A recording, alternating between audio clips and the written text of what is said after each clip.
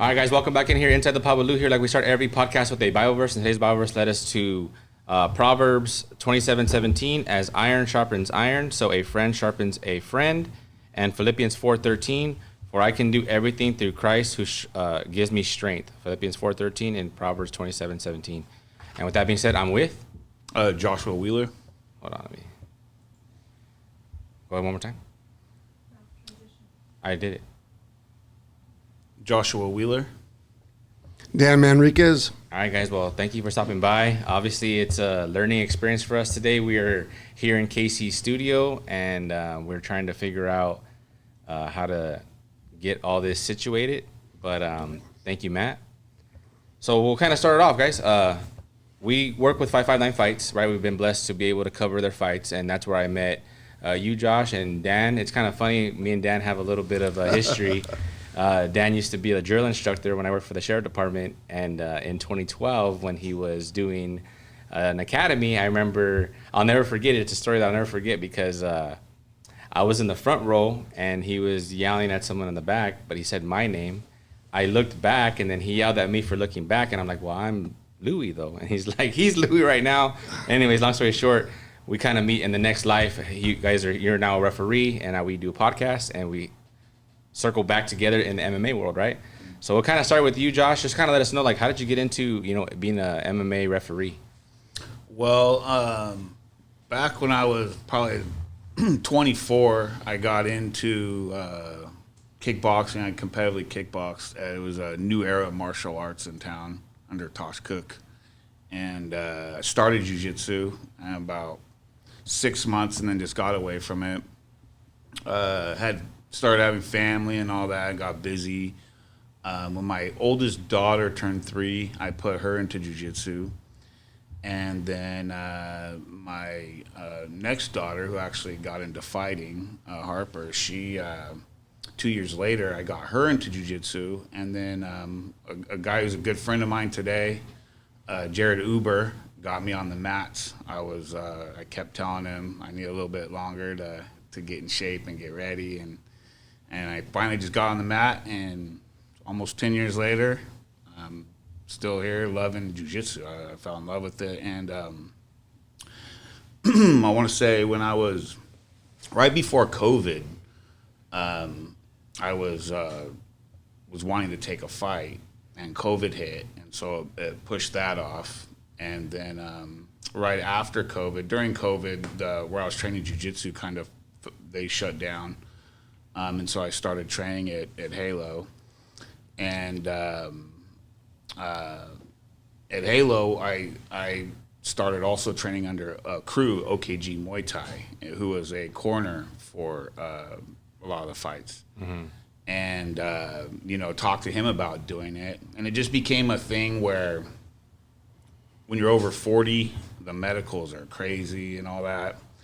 And so I did a jiu-jitsu match in the cage and kind of saw Dan there, and I was like, you know what? Like, I could, because I'm a big fan of the sport. I don't really watch football, baseball, or basketball. Hockey, if I get a chance, I'm a Boston Bruins fan. But fights, combat sports, everything from, judo, jiu-jitsu, boxing, Muay Thai, MMA, I'm a huge fan. So I watch a lot of fights, and so to still be involved with a world I wanted to be involved in, it was like, I should try the path of officiating. And so at that point, I was a couple years had passed, I want to say, or a year or so, and I was like, I really want to do this. And so I talked to another guy named Billy out of the gym. I was thinking about going to take Herb Dean's course, and he said, well, just hold off on that, keep training and sign up with the commission, Camo, and put, 2.5 years as an inspector in. And I'm glad he gave me that advice. It was awesome advice. And so I took that advice and worked with the commission as an inspector, and then, which Dan helped get me into. I was in contact with Dan at that time too. And from that point on, I just, started I started practicing for that, and then I went to take the certification, which Dan helped me get to, and I passed, thank God, and that set me on my refereeing journey, which was about 3 months ago. Okay, so I know that we just talked a little bit right now before we started the podcast, but it's been about 100 fights now? You just hit your 100th fight? Yeah, 101 fights, yeah. Nice. In about 1 year and 3 months, yeah. Yeah, congratulations, man. Thank you to my brother and mentor over here who he sacrifices a lot for me. He does a lot for me, so. Iron sharpens iron. I'm very blessed. I like it. And then kind of about you, Dan, I mean, I know obviously meeting you initially, you were in law enforcement. And how did you kind of transition to, the MMA world? It's a journey, it's a lifestyle, but anyone can get into this, That's the neat thing about like jiu-jitsu, the art of jiu-jitsu is you can start at any age, it doesn't matter. But I've always done combat sports. I wrestled, I boxed when I was a kid. While I was in the Marines, they came out with a combatives program that had a lot of jiu-jitsu in it. And then when I left there, I got into jiu-jitsu at Fresno Kickboxing, which is now the Halo Gym. I trained there for a number of years, did a bunch of competitions, and I started seeing this cage fighting stuff, and I thought, I'm 47 years old. I want to give it a shot. So I was blessed for the promoter, 559, Jeremy, to let me get into the cage. The commission blessed it, and I got to take 5 cage fights, at the age of 47. I actually won one of those. I actually won one. Congratulations. It was, but it was really for the experience. I wanted to understand the ride, Yeah. and I wish they would have had it 40 years ago, because we would have been in there. I may not have joined the service because of that, but I after my cage fights, I continued to do jiu-jitsu. I currently hold a brown belt through Tinguinha and Professor Halo. But I decided after cage fighting that, I was out of law enforcement at that point, and, I'm a rules guy. I like to follow the rules, and I started looking at all these officials, and I just, there's a couple in particular that really stuck out to me, and so I joined the unit, the local officiating crew, and did inspector work for a couple years, learned the basics, and then I went to get certified. And I got certified. I went to 2 courses. I went to Big John's course, and then I went to Herb Dean's course. And then I started officiating in the cage in December of 2018. And I've been doing it ever since. And a couple years ago, I turned in a pro card, so I get to work for the state of California now. And so, but that's what got me into it. Really, is just I'm a rules guy, and I understood the sport. I feel I did my time, and now I'm at that level where now I have to understand the rules. So that's what got me into it. Yeah, no, I know you guys both mentioned inspecting, right? So, like, just for everyone out there, what does that necessarily entail, like inspecting or being an inspector?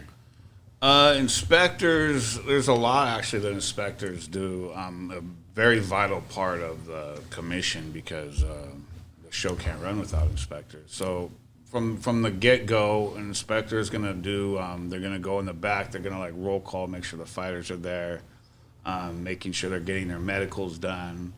They're going to do an equipment check to make sure they have all the proper equipment. And amateurs, you're using 6-ounce gloves, and pros, you're using 4-ounce gloves.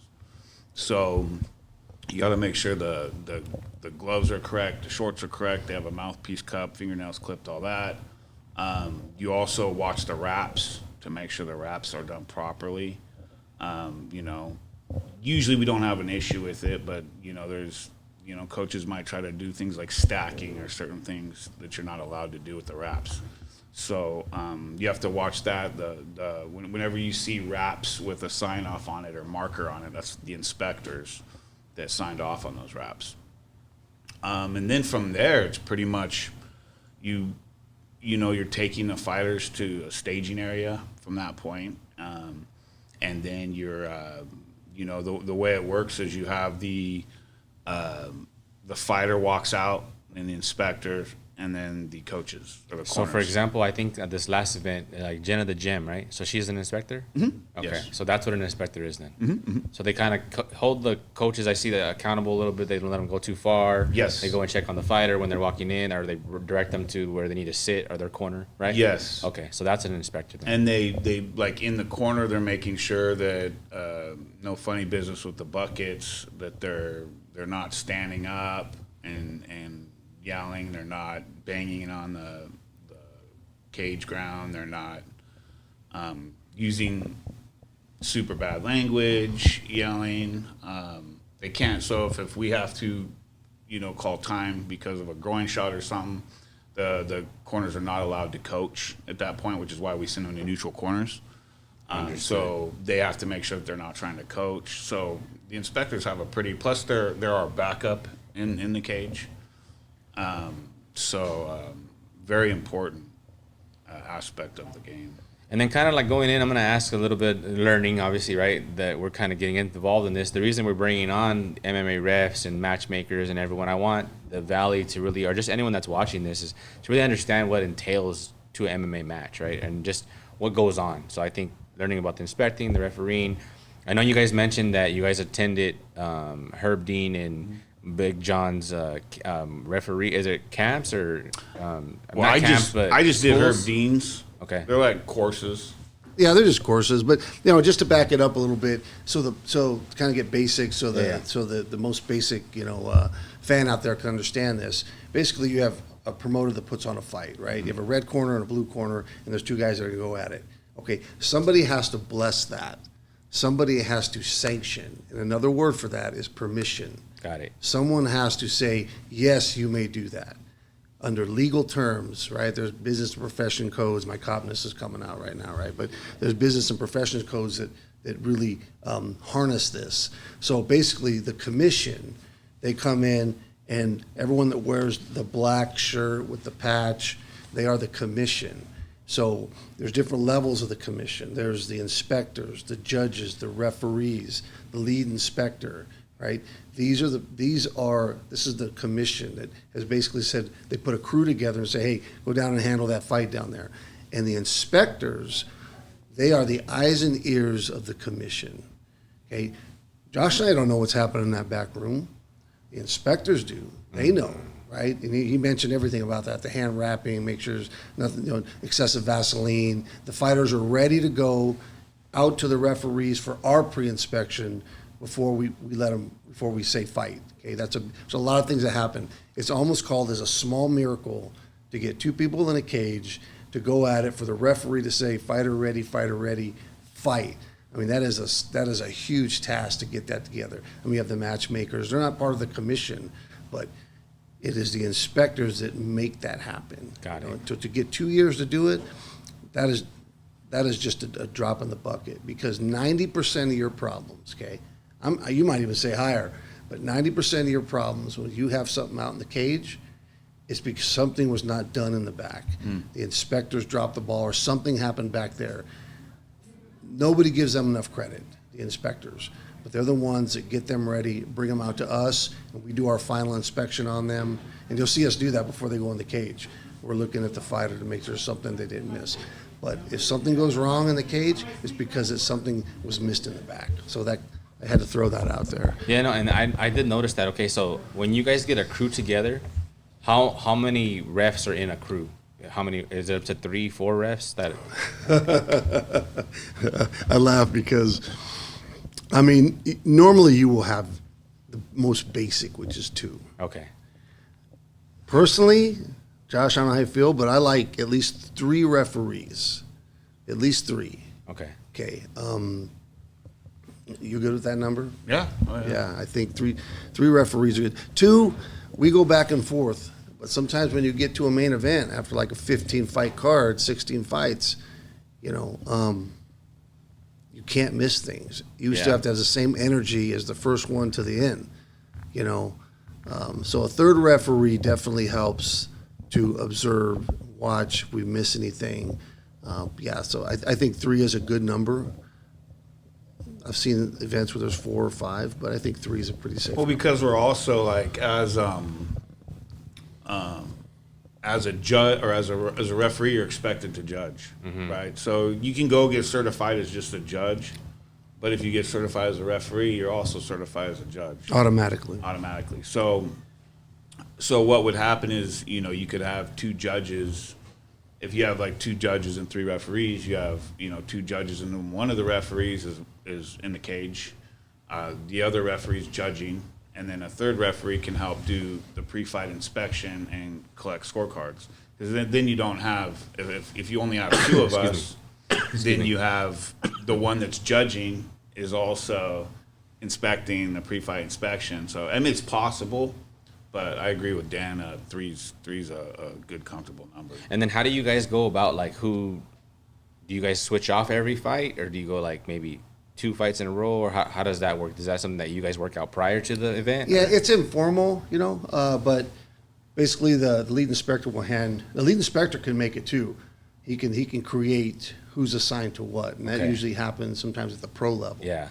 You know, like when I get to the amateurs, if I get to the venue, the lead inspector will hand me the bout sheet.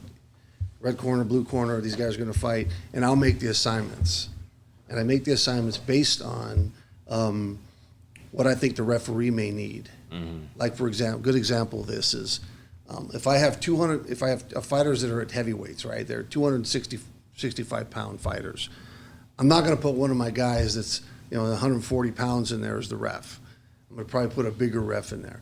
But it would be good experience for him to understand reffing a bigger fight, because bigger fighters, they can move a little slower, they hit with more power. You know, it's definitely something to experience. So, vice versa. I normally don't assign myself. I'm 245 pounds this morning, I think, but I don't like to ref little guys. 125 pounders. They move so fast. You know, I don't do that to myself. I'll assign Josh or one of my other guys to ref some of the smaller guys. So a lot of it's based on assignments for experience, though. If this ref hasn't had like a girl fight, there's another good one. Let's give them the female fights, you know. And just so that's how I kind of organize it. That's how I put it together. But sometimes you get to the commission and your bout sheets have already been decided. Like at the last Eagle Mountain fight, they gave me the main event. I was really honored to ref the main event with the Avalos brothers. Yeah. You know, I got to do that one. And I didn't know that was coming. I just saw my bout sheet. I'm like, oh, I got the main event. Awesome. Yeah. Right. Another level for me, you know, exciting. And then I know, like, okay, and the difference too what I'm learning too is kind of being at the fights is a little different from amateur to pro, right? So we just kind of talked about it a little before the interview, Dan, is that like the last event, you know, it was an amateur event. I don't want to say controversy, but the coach got upset because the fight got stopped. But there's certain things that go into it as reps, right? You guys are looking out for certain things from an amateur compared to a pro. So I think for the example was you stopped the fight because the fighter was more than likely probably would have broke his arm, right? In that situation. And so does that kind of differ? Can you explain to the audience out there the difference between being an amateur to a pro compared to how when you guys are making your decisions of when to stop a fight or when to let the fight continue? Yeah, so you're talking about stoppages now, right? Yeah. We're kind of moving into stoppages. And number one, a referee does not like to stop a fight. I'll tell the audience that right now. Yeah. We do not like to do that. We would like to see a fight go its 3 rounds and organically happen. Now, if someone goes to sleep or, you know, you have to go into the realm of protecting. You have to protect now. Mm-hmm. And there's a lot of things that go into play with stoppages. Number one is can the fighter intelligently defend himself? A couple months ago, we were in Stockton doing a fight, and I think, Josh, you were reffing this one, where the fight started, and these two were going at it, and one kid just could not engage. He couldn't fire. He wasn't fighting back. He was running in the fight. It was no longer a fight. You know, it was no longer a competitive bout. What it was we had to rescue him, I guess. He made it to the first round, but then Josh realized this is no longer a competitive bout, and that's some of the guidelines that you have. So going back to what you're talking about, stoppages in that fight in particular, I recognized that the fighter was in trouble. And he was concussed, I felt. Basically, took a hard shot, 2 of them. One knocked him to the ground, the other one when he was flipped, when he tried to get up. And then he was put in a hold that was indefensible. So really it starts to find itself in the realms of, can the fighter intelligently defend himself? Like if I were to get behind Josh and put him in a RNC or a real naked choke, can he defend that? He possibly could. He's got a brown belt. But if I'm under the chin and I've locked arms, I'm grabbing my bicep and I'm adding my head to it, is he going to go to sleep? Maybe. Can he intelligently defend himself? Pull the lever down, escape? He probably can because he's trained. But some position that these fighters get into, there's a lot of effort to try to get out, and you give them every opportunity. When you realize that the fighter's in danger, you could be held liable if you do not stop the fight. Yeah. And then that was another thing, stoppages, but the difference too, I think I want everyone out there to understand is amateur and pro is you guys are obviously judging, or you guys are refereeing and judging it a little differently, correct? Well, I can tell you the one main difference is no elbows or knees to the head as an amateur. Like that's the fundamental difference. As well as, like a 50-50 leg lock game. Pros, you can heel hook, you can, all that, where amateurs, it's straight locks. So like a knee bar, a straight ankle lock, no rotation of the knee. So I would say those are the most fundamental differences between amateur and pro. And then you're getting into how far you let a fight go on a stoppage based on amateur pro.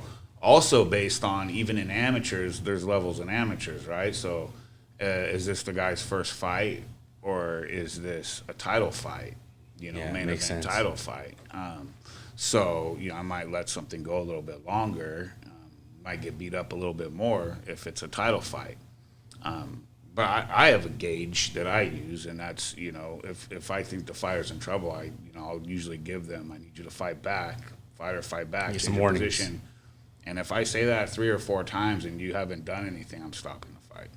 Yeah, And we kind of let the fighters know that before in the rules meeting, so that they can kind of know what to expect. And sometimes they're still not happy. It is what it is. But we're there to, protect the fighters from themselves. Ultimately. Yeah. And then obviously this is they're tough guys. They're warriors. For sure. Yeah. We're talking about MMA right now, but you guys also referee boxing, right? Yes. So talking about obviously jiu-jitsu going in, that's more MMA style. So when you guys are being, I guess, sanctioned or certified to referee boxing, what entails to that? Is that another program you guys have to take to judge a boxing match compared to MMA? Yeah, Dan that discipline has its own certification also. But I want, before I forget this is important for the audience. Yeah, go ahead.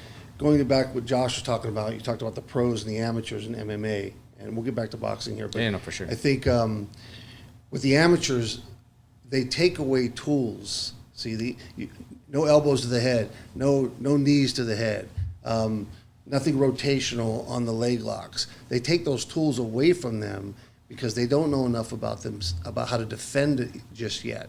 If it's your first fight in the cage, and we know that when we see their fight records, 0-0. That's what it says. We don't know if this guy's been fighting all over Thailand, or we just don't know. Yeah. It's just what that organization has said, okay? And I always look at those fight cards and try to make a determination. But they take away tools from them so they can't use it enough to hurt themselves. Now, when you transition to the pros, this is a lot different. They have all the tools in the world.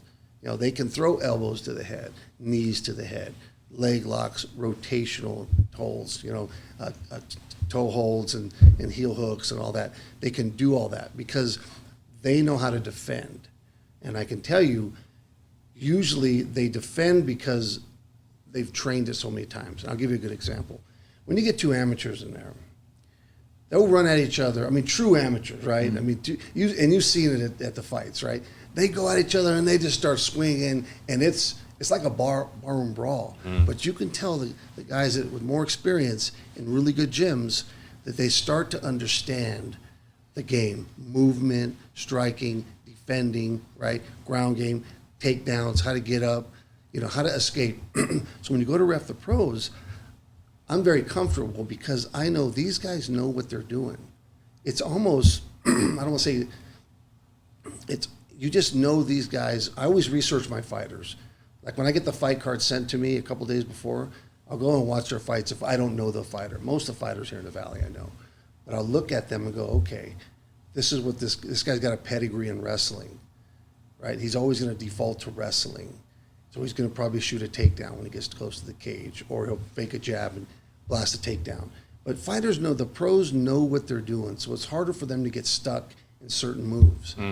Reffing a pro fight compared to an amateur, you're doing a lot of work with the amateurs. Yeah. Because they'll get themselves in positions that they don't know they can get into. Then they get hurt. Or they get knocked out, or we get stopped. I don't think I really worry about the pros too much. I've had to stop a few. I think this last Eagle Mount one, I stopped one that had to be stopped. He couldn't escape from the position he was in. He was in a body lock. He could not escape. He kept taking shots, and it was indefensible. At that point, it starts to look really, the optics of it. He wasn't getting hurt, but he was taking enough damage. 15 minutes, he could get hurt. So there's just no way out of it, and you have to stop those. Yeah, and before we do transition to boxing, so like I know we met through 559 fights, right? But let us kind of know too. You talked about the different promotions. So what are the different promotions that you guys cover for now in MMA? So like give us a little rundown of, the cards that you've, refed So as far done, as I know it's 559, but Well, there used to be what was 805 Beatdown, which is now just called Beatdown Promotions, I guess. Bakersfield Combat, 559, the 209 Beatdown, 5150, which is out of Livingston. That was a fun show. Yeah, the amateurs, we cover anything from, I'd say, Stockton to Bakersfield, called up there, down to Bakersfield. kind of like the central. Yes. Yeah, there's an LA crew that covers all the LA areas. Got it. And they can go to the website and you can see all the fights and the events and everything at the amateur level. It's called the camo.org. Camo.org, yeah. Camo.org. Or it might be camomma.org, but. Oh, yeah, Camo MMA, yeah. You can see you click on events and it's all there, Yeah, because obviously Josh still being an amateur, maybe soon when we get you in the pro level, but with Dan already being in the pro level, I think you've also been up in the Sacramento area where they do A1, right? They hold Tom Anderson holds one up in Wheatland. Wheatland, okay. Yeah, and then every now and then they'll come down here to the Tachi Palace, have one there. So any promotion that comes this way, if you're selected, because remember that's probably a good transition too is selection. Like you have to wait for the call or the email or being notified that just because it comes here doesn't mean you automatically get it. For sure. Yeah, because it's selection. You've been invited, and that's one thing that's kind of an honor, is if you are. And I tell this to some of the younger refs and some of the younger inspectors. I'll get a phone call. Hey, I didn't get assigned to this fight. I get upset, and I just explain to them, hey, listen, you have not been called. You have to. It's an honor to serve as an official, and don't expect it. It's like anything. The more you go up in an organization like yourself, right? You start to become more known because you'll go. I think you'll go up, but you have to become more humble. Yes. Because that's when you get recognized. I've had friends. Hey, I'm a referee, but I got assigned as an inspector because we could get assigned. I think at this next show we're just doing inspector work. This next at the night, if you go to we got the call to be inspectors. I didn't get called to be a ref, and we're like, we'll do it. There's a humbleness there. I would never tell the commission, oh, well, you didn't assign me as a ref. Make me the ref. Blah, blah. No. Or I don't do this. I do this. Yeah, I take whatever I can get because that is the blessing. And I tell younger officials, hey, you have been invited to the show. Yeah. You have been blessed. To what capacity? It does not matter. If you love the sport, you want to push it forward, right? Accept what you are being given. Kind of like timing. Yeah. My favorite Bible verse is Isaiah 60:22. So when the time is right, I the Lord will make it happen. I feel like everything has a time. That's and right. a place. That's right. I totally believe that too. And if you push it, I mean, if you're somewhere where you shouldn't be, like I tell my boys, I got 4 boys. I tell them, hey, nothing good happens after 10 o'clock.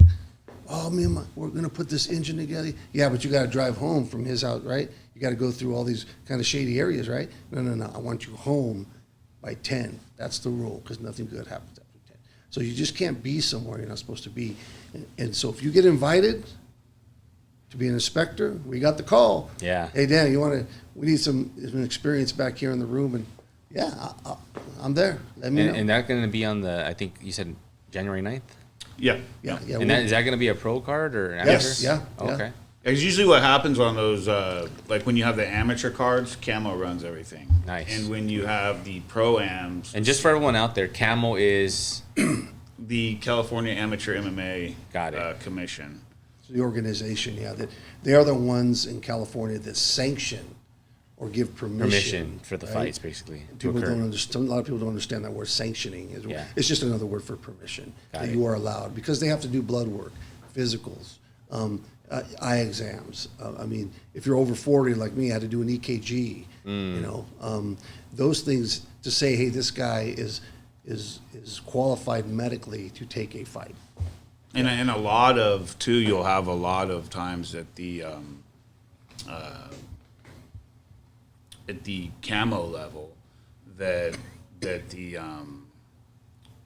so what happens is there's a federal entity, the ABC Boxing Commission of Combat Sports, and then each state has a sanctioning body, like CSAC is the California State Athletic Commission, or NSAC is the Nevada State Athletic Commission, NYSAC, you get it. California is one of the few states that actually has an amateur commission, and that's because California, I want to say I heard that California has more fights than all the other states put together. So you have some of the biggest fights that may happen in Nevada, in Las Vegas, but the majority of fights, whether it be boxing, MMA, Muay Thai, happen in California. So Camo kind of helps take the brunt of the work off of CSAC. So CSAC is under the Department of Consumer Affairs of California, and Camo's underneath CSAC. So it's kind of like a bridge to getting it up to the pro level, and as far as fighters and as far as officials, right? You have inspectors, referees, and fighters that start out at a Camo level, and if you're blessed enough or lucky enough, move up into the CSAC level. And I believe a lot of that's based on what the luck you provide. Are you working? Are you treating it like a profession? Like Dan said earlier, it's not just a weekend thing.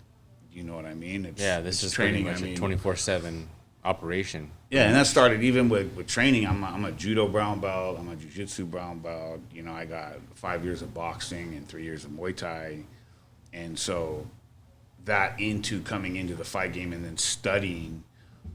I watch a lot of fights, and also when you hear about the fighters looking up their fights and studying what you're potentially going to be working. Yeah. But anyways, yeah, so CSAC will, in a lot of these, in the Pro-Am, CSAC does they assign the judges and referees. And then Camo, they'll hire inspectors. So you inspect for Camo, and then CSAC so when the amateur fights stop and the pro fights start, then CSAC takes over at that So point. then when you guys get the call, you either get a phone call or an email, and then you'll know more or less, like, okay, you've been assigned or you've been asked to cover. Well, I'm just Camo, so I usually get a text from Okay. the lead inspector about working. Dan's CSAC level, so he... Yeah, there's just they have like an app Oh, okay. that notifies you via email, and then you go to the app and you can see the fight card and everything, what you've been assigned, and and it's just a different way of doing it. But like to caveat what Josh had said is that, remember, assignment is, there's a number of reasons that you could be assigned or not assigned, but to be on the team, honestly, it's about trust. Okay? They trust, I know that the commission trusts and has faith that, you know, when we leave, we just don't throw this thing away and forget it till next time. I don't hang my uniform up and wait till next time. No, we watch videos. We went to a course in Vegas for 3 days, talked about officiating, and nobody paid for this. We paid ourselves. We financed ourselves, you know, and it gets expensive. But and we're watching the videos. We're doing the homework. We're critiquing fights. I'm watching fights that I do. Oh, man, I could have got better at that. I should have moved here. Yeah. Like you'll notice when two people fall to the ground, when they're fighting, the referee would normally move to the head part so they could see the fighters and how they're reacting. You have to look at vantage points, you know, but the commission can trust that we are doing our due diligence. I think we meet quarterly on like conference calls, Zoom calls. We'll talk about things. They'll give us scenarios. How would you handle this, or if this happens, or a fight happens and something new happened? Because remember, this whole fight game is new. The MMA world. This is a very new sport, and it's evolving. And there's all things. The fighters are getting amazing, right? There's things that happen like, wow, I'm glad I learned about that before it happened to me in the cage, because you're the one having to make the call on that. Yeah. You make a bad call because it's performance based. If you keep making mistakes, you may not get that phone call. Yeah, You know, it's like when you were a kid. Remember that feeling that you were picked last on the soccer. You know, it's like that feeling. You know, Yeah, but no. they trust that we are doing, and we do a number of fights.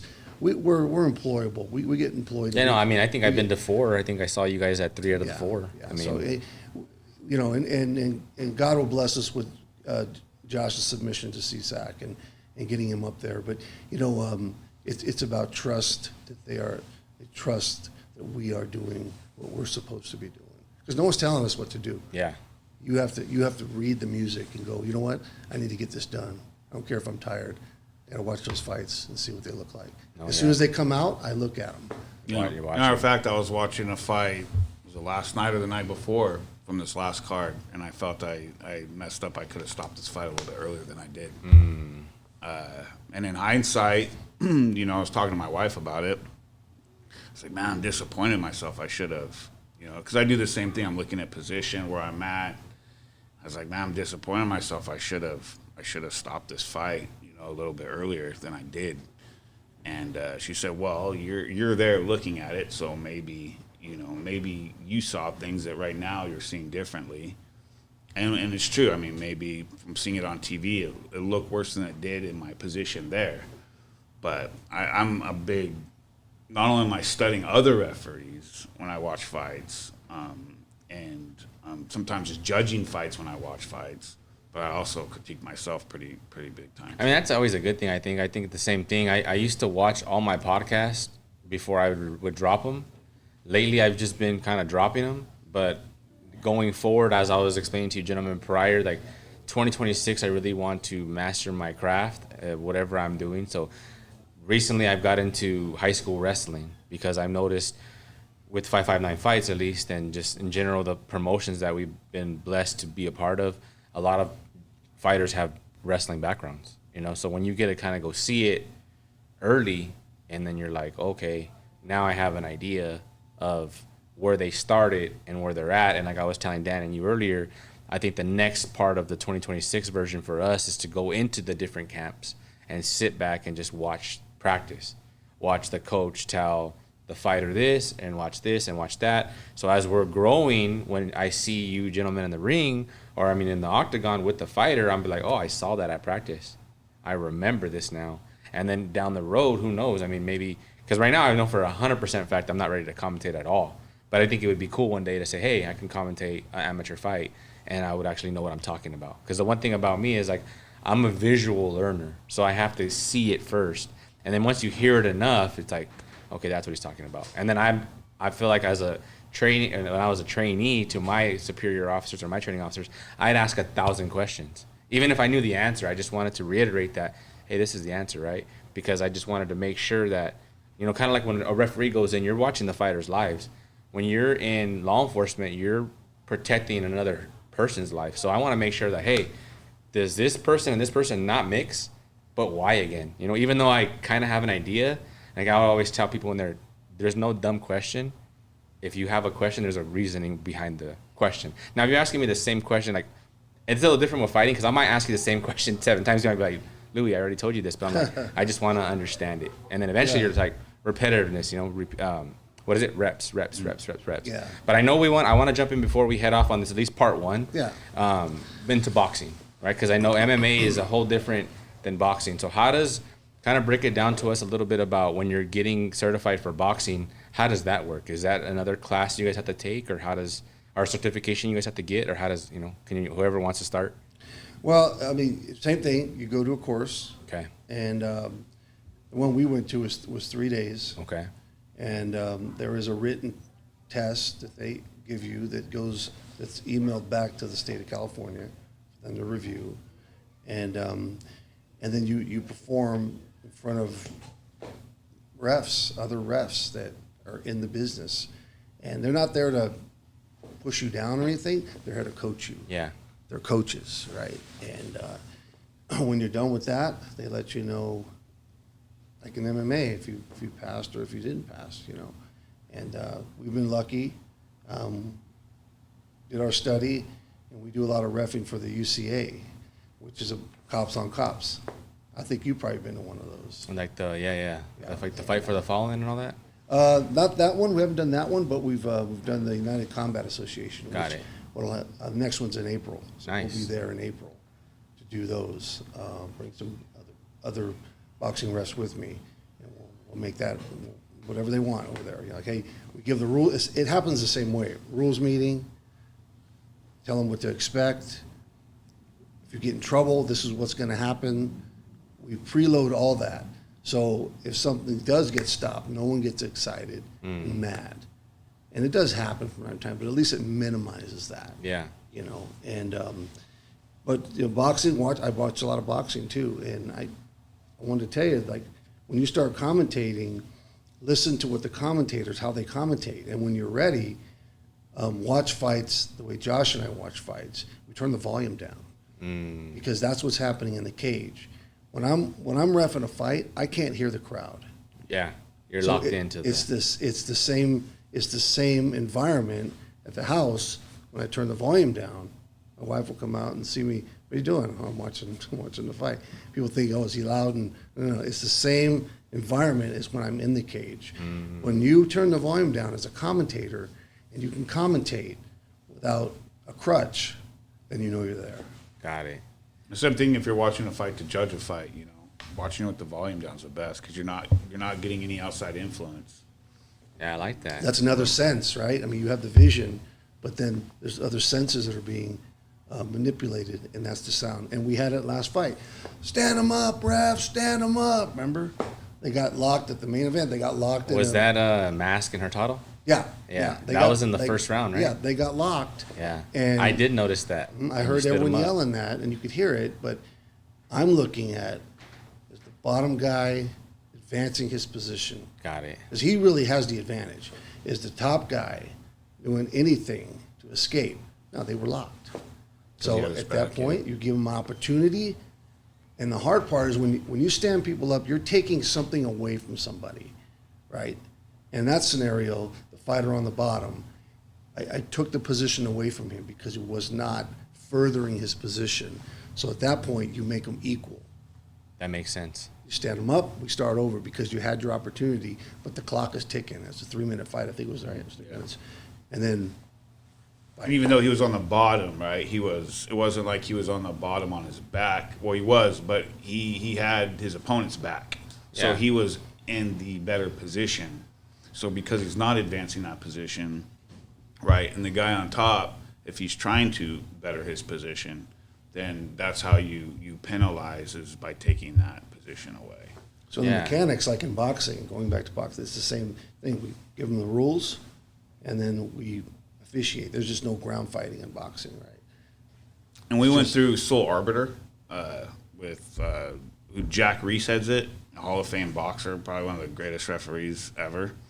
And he boxing referees, and he there's a lot of assignments and homework, and there's a lot of stuff leading up to the course. Yeah. Months before we even hit the course. I think we had 10 assignments. They send you the assignment.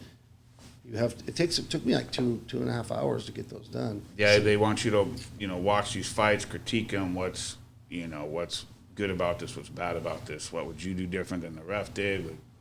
Yeah, no, I mean, that makes sense, like to be able to, I guess it's all about, back in refereeing sounds like it's all about reps, reputations, mechanics. Yeah. And then scenario awareness. I know that Dan said he fought at 47, so he's been in the octagon. Did you ever fight it? I didn't. No, just kickboxing. I used and to. The reason I asked that is, so is it the same kind of? I'll talk to you first, Dan, then we'll talk to you, Josh, about it. But when that cage closes, for example, right?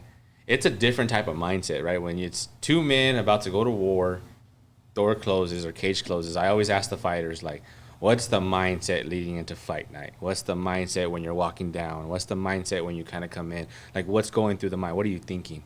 And a lot of fighters have said, like, they can't explain it. It's something that when those cages, though, that door shuts, it's go time. So as a referee and being a prior fighter, do you feel that same adrenaline, or do you have that same mindset going in when those doors close? It was amazing. It's just, there's just no other way to explain it other than it's amazing. And the way to really clothe that whole thing in language, what I'll share with you is that, it's one thing to be a street fighter. Yes. And I've had friends that, oh man, I got in a fight the other night, high school fight or whatever, In this scenario, you have another guy training to fight you on this particular day. So the mechanics involved in that, the mindset of that, it's not like you're hanging out at the club and you get into a fight in the parking lot or something, right? No. These guys are mentally prepared to hurt you. One will trying to oppose on another, okay? And the walk to the cage is almost, it's euphoric, I guess, That's why reputations. I used to own a gym, and I would train fighters. And it sounds funny, but I would walk them to the cage. We would practice that. And it may seem like something small, but it's part of the fight game. When you walk out, I don't want you to see that cage and get overwhelmed with the crowd, the cage, the walk, the yelling. So we have to, like in law enforcement, repetition, smooth as fast, repetition, right? So I would train that, what it's like to go in and the door closes. After they do the announcement, you come out to that great, beautiful song that you picked. I chose Lady Gaga and Poker Face. That was my come out song, the greatest ever, right? So, but when the cage door closes, it gets real fast. And people always talk about fighters, the first thing that leaves is their body. No. When fighters leave the cage, sometimes it's their mind. I can tell, and you see it in the fights. The crowd may not be able to see it, but as a referee, you can see when the mind goes blank, when they no longer want to fight. And you'll see, like when I'm doing it, and you'll see this at the next fight. Yeah, I'm gonna pay fighter attention. Ready, and if you look at the fighter and he's like this, he's ready to go, man. He's amazing. He's ready, man. Let me go. I've been training for months. I starved myself to make weight. This guy's ready. He's right in his mind. And you look at this other guy and he's saying, fighter ready, and his eyes are moving around. I think I'm kind of ready. He has that look. Sometimes they both start like that. And as a referee, when you say fight, and the first round goes, or they take that first hit or something, and it just wakes them up, and it changes. It could either go either or. Yeah, and you watch. That's another thing you watch for. They don't really. I guess Jack Reese went over that a little bit, but that's a reality that you will see. But to get back to your original point of the mindset is, it's unarmed combat. And there's no one coming to help you. Yeah, you got a referee in there. But the way you have to think is that, and I was talking to Josh about this last week, that what I have seen, I won't say the show, but we went to one show that we were reffing fights. And I can tell you honestly that there are some fighters that don't have the instinct to hurt another human being. And that's true. You could look fantastic. Like those kicks that one guy was throwing, beautiful kicks. It should have been a head kick. Should have knocked that guy out. But he didn't have, and I recognized in him that he did not have the human instinct to hurt another human. And that happens a lot, and you recognize that. So to answer your question, I think I went down that road a couple times. I was older, I had sons, and I'd have guys in certain positions, and I'd be hitting them, and I would pull back because I didn't want to hurt them. Now that's different than when I was on the SWAT team. You know, that was a different mindset. You know, I served 5 years on the SWAT team, and on that, you're going to follow policy and you're going to do your duty because there's a lot more at stake. Because in a cage fight, the ref's going to stop it or the round's going to end, right? It's not like that in on a SWAT call out, you know. Yeah. But that's one thing I didn't recognize is the mindset in there. You can watch all the mechanics. This is what a referee's responsible for. But you watch the mindset of each fighter too. Because a fighter will quit before he taps out or gets knocked out. You will see him quit. But then you can't really stop the fight. There's no legal grounds to really stop it unless he turns his back and runs. You know, didn't you have one or? Yeah, just recently. He started to run away. Well, he came out and right away just took a kick to the head and almost like he didn't see it, didn't anything, and then gets hit and he just kind of runs away and kind of grabs the cage and looks back, and it's just like, what? You know, yeah, what did I get myself into? Yeah, why wasn't I aware that, you know? So the mindset is you have to watch that aspect of it. I really like how you broke that down, Dan. And like I said, hearing other coaches that have, I asked this to the last coach I had on, he fought prior as well. So when I asked him, like, how does it feel coming from being a fighter to a coach? Do you get the same adrenaline? Is it a little different? Because you're kind of like, in a way, I guess you can say like Papa Bear now, because now you're kind of, that your fighters are like your children, right? So he kind of said, kind of what you said a little bit, but broke it down differently. Like, yeah, it's different because as a fighter, when that cage closes, he said you can't explain that feeling, but I like how you broke it down the best way you could. It's like no one's here to save you now. It's me versus him, and I, like you said, if someone gets kicked and they're not prepared, I think as a ref or even the crowd, we kind of see it too, like, oh, that guy's in for or she's in for a real rude awakening, right? But kind of like, I like how he broke it down, but to you, Josh, real quick, is when that case does shut to you, what's going through your mindset, or how are you trying to lock in for the fight? Same thing. I mean, we can tell when the fighters come up to, if we're doing a pre-fight inspection, you know, you can tell what their mental state is, and you know, fighting is 90% mental. Yeah. And I'm doing the same thing that he is we, you know, right when the fighters come into the cage, we walk up to them and address them, and I'm doing all of that. I'm trying to read them and what they look like, and are they prepared? And some guys you see that are really good fighters, and you can just tell like that night they're just not there. Yeah. You know, like they're just, you know, you get a really good fighter in there, and you can tell he's just, it's not that, you don't see that fire in his eyes that you might have saw, you know, a fight previously. But it's, you know, it's really just locking in and focus. And like he said, a lot of the times I don't hear the crowd in there. I can feel the energy, because I mean it's pretty electric. It's very electric. Yeah. It's like, you know, I tell people sometimes I get home and I still can't go to bed for an hour or two just because you know, it's like an adrenaline. Yeah, being at the last 4 fights, I think, you know, especially being able to sit so close to it and watch you guys, a fight can go from like literally like a snap of a finger. It can go from just starting to the guy gets a shot and now the crowd explodes, and then that just turns into 3-4 shots. Now you guys are stopping it. The dude's jumping on the cage and it's like, oh, it's crazy. And then before you know it, the next guy's walking out.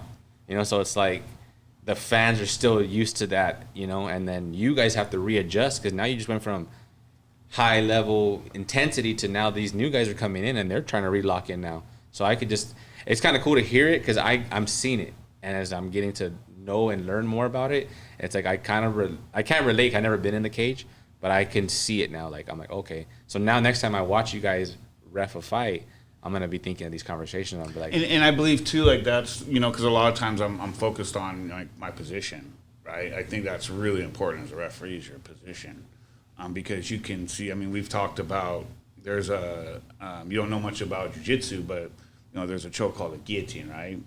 So from the guillotine, there's a counter to that. It's called a Von Flue choke. So, and if you don't know much about jiu-jitsu, you may be focused on the wrong area, or your position may be in the wrong spot where this person can get hurt because you're not paying attention to what you're supposed to be paying attention to. And so I believe that's where the training as far as a referee comes in. To get certified, you're required to have a certain level of training.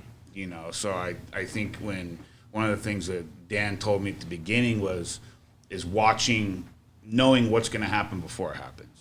And a lot of that happens is because like the movements that you do in jiu-jitsu, or I never took a fight, but I've done a lot of MMA sparring with fighters. And just the knowing how things progress from, like from a wall situation to where you're pinned up against the cage and you need to wall walk back, or, you're getting picked up and where are they going to, where they slam you. You see guys get picked up and they put their arms down, which is very dangerous because they can break their arms. So a lot of what I'm just thinking about is my position there. And, just making sure, like Dan said, we don't want to stop fights. We don't want to be involved with their fights. We tell the fighters before, we're not here for us. We want to stay out of your fight, and allow the fight to come to its natural conclusion. Yeah. But it's all about, fairness of fight and fighter safety, because sometimes we have to protect the fighters from even their coaches. Sometimes their coaches want them to keep going and they don't. And I've had where coaches have been yelling at me, but the fighters patted me on the back saying thank you. And I've also, you get a mixed things, right? And so it's I just think awareness and but he's right when the cage door shuts and it's, fight, you ready, fight. I kind of go into like a zone, I guess you could say. Yeah. No. And just focused on the fighters and making sure that, because the whole objective is they're there, and we had kind of touched on it. Some fighters are just there for the sport, right? But what you should be there is to hurt that person, right? You're there to hurt them, right? You want to hurt them bad, kill them, right?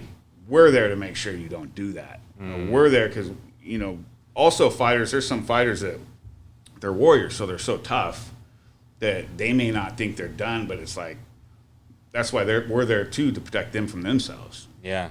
Basically when someone's on top and they're pretty much knocking the dude out, that's when you guys jump in to get them off. Yeah. Because in their mind, they're, like you said, they just have one target, like you said, and basically is to hurt that person. I had a guy I'm friends with that he got knocked out, and when he came to, he thought that I cheated him out of the fight. He was like, didn't think he was out. And these warriors are just tough, right? So it's like it's a lot of times too is just protecting them from themselves, and us being there is allowing warriors to go to war, but we make sure you go home to your family at night. No, it makes sense. I mean, so and that's my big focus, and I pray before the fights that that God works with me and leads me in the right directions when I'm doing this, because I take it very seriously. Like Dan said, it's an honor. It's a huge honor to be in there and to have a commission that trusts me to look over these two warriors and let them go to war, right? So I mean, that's you have to understand that there's a harness for everyone listening to this podcast right now. There is a huge harness on referees that we can only let certain things happen, right? You get mounted, he starts getting hit. Okay, is he taking damage? Is it, how does this look really bad, or is it truly bad, right? I mean, bottom line is, a guy that mounts another one and he's taking shots. We have rules, this harness that, hey, are we doing the right thing? Is it ethical? It's not about us. This is about fighter safety. yes. and about the positioning too, like he brought up. So the same thing could go with an arm bar, right? If you train and like somebody's mounted and they're taking shots, are they doing what they need to do to protect themselves, intelligently defend themselves, and get out of that position Well, you don't know that they're doing that if you don't understand how to escape those positions, right? so If you true. see a guy in an arm bar, how do you know he's working to get out of that? Or if his arm's just going to snap, right? How do you know that the pressure is bad, the arm's going to snap? Well, because from training you understand, right? Like in a key lock or an Americana, the shoulder comes up and then the hips come up is the last thing to come up. After that, the arm snaps because there's nowhere else to relieve the pressure. So when you understand kind of, like Dan told me, know what's going on before it happens, that's kind of what he's talking about is, when you train this stuff, then you know where their outs, right? They're in this position, they're mounted, they're taking shots. What are their outs, right? Well, there's this they can do, there's this they can do, and this they can do. They're not doing any of that. Yeah. Or they're not, so he's just not intelligent to defend himself, stop the fight. I like how you guys both broke that down because the average person prior to me getting into the podcasting, I was the same fan. Like, why did you stop that fight? But I think that I love how you guys broke that down because now next time they can be like, oh, well, he probably was in a bad position to where I don't know because I don't train jiu-jitsu. But I think, and you touched on it already today, but that was one of the issues, not this last fight, I think a couple fights ago, where you did a stoppage where not that it was questionable, but at the time for sure, at least the coaches and the fighter thought it was, but you being around the jiu-jitsu world for so long, like Josh just broke down, you knew that the arm was gonna break, and it was gonna break under the umbrella of, was he even fully conscious? Was his yeah, mind? because he could have been took 2 concussed, shots like to you the said, head. taking that shot. Yeah, He took a shot to the head. He took a fall to the mat, and he was still kind of looking around. I didn't see anything in him that said I can intelligently defend my position. yeah, no, that makes a So, lot of sense. it's just, those are hard calls to make. Those sure. are hard calls. But at the same time, you go home, you're able to know you did your job. Yeah, And we wear black because we are supposed to be invisible until it's time to not be invisible. makes sense. And No, I mean, I want to thank you guys for coming on for this part 1. I thought it was a really great, informative. I mean, this is new. We're new here into the KC24 studio, Thanks for having CBS us. 47 Plus app. I want to thank KC24, CBS 47 Plus app for having us. And I want to thank both of you gentlemen for being our first here in studio. This was more of an interview process and definitely a first part of how the reffing goes. Look forward to future part 2s and 3s and 4s, especially as I get to grow, because I will, like I told you guys, as a trainee, I always ask a lot of questions. I know that I'm definitely going to have to get in the camps to actually learn what jiu-jitsu is. Guillotine, obviously heard it through Joe Rogan and the guys that do MMA. I was an avid watcher like anyone else, watched, I say the names that are big, so like the John Joneses, Conor McGregor, Cain Velasquez, is like, those are the guys I kind of grew up watching. Just an average fan. Watched pay-per-view because it was a big name, big fight, but didn't really saw the details that went into a fight. Now that I'm actually covering MMA, boxing, wrestling, I'm getting to learn, okay, this is this, this is this, and this is this.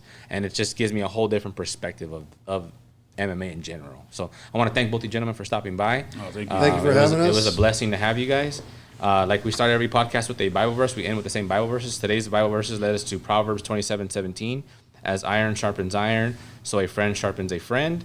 And Philippians 4:13, for I can do everything through Christ who gives me strength. Philippians 4:13. And with that being said, thank you guys, and we'll see you guys soon. Awesome.